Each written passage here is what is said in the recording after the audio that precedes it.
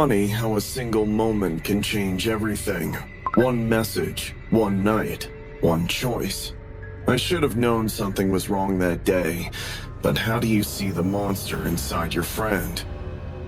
I used to think Max was just like the rest of us, normal, until that night. I'd known Max since middle school.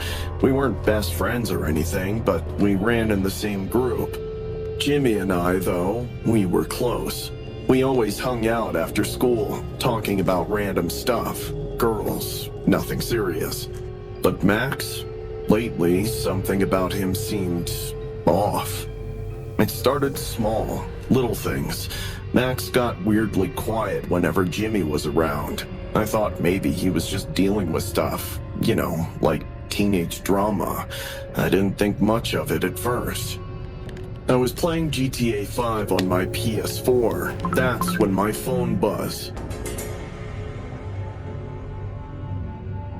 When I got that message, I didn't think twice. Max and Jimmy had been my friends for years. We had our moments, but this was just another random night out, hanging out, joking around, and maybe playing video games, so I thought.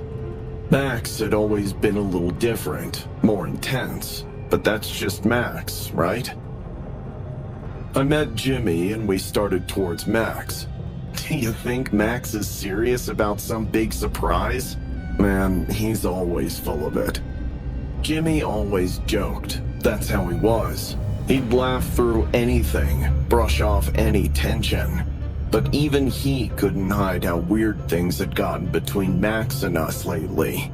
Looking back, I think Jimmy sensed something that I didn't, or didn't want to. You guys finally made it. Ready for something you'll never forget?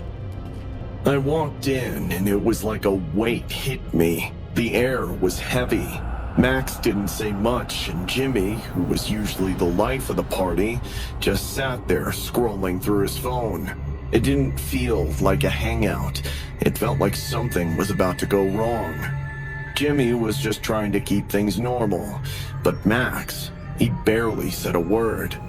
I thought maybe something was going on between him and Jimmy, something about that girl, Alexa, but I didn't know the full story. Not then. Let's play a game. The game is I kill you. While saying this, he pointed the gun towards Jimmy. When I saw it, I froze. It was like time stopped. I remember thinking, this has to be a joke, right? It can't be real. But then, I saw Max's face. He wasn't messing around. Max's voice was off, distant, like he was somewhere else. And we didn't see it. I didn't see it. God, I didn't see it. You think it's funny, don't you?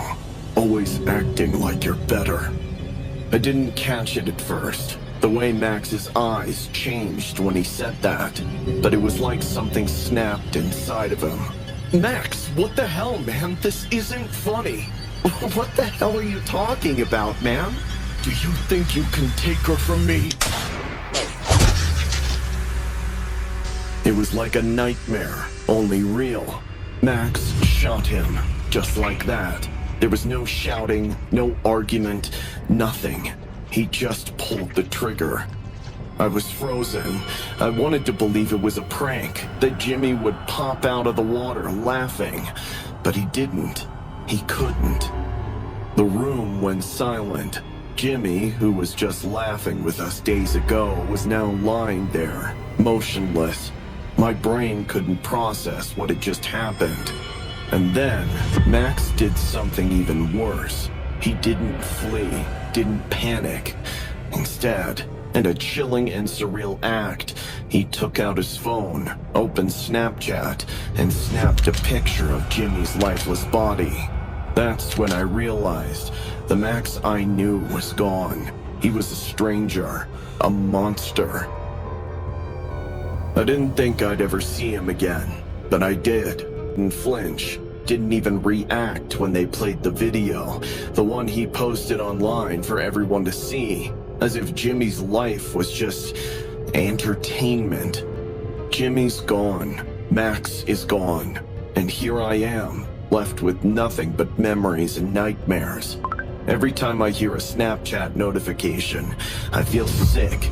I can't erase what I saw. I can't unsee what Max became. You think you know your friends. You think you can trust them. But sometimes, the real monsters are standing right beside you, waiting for the right moment to strike.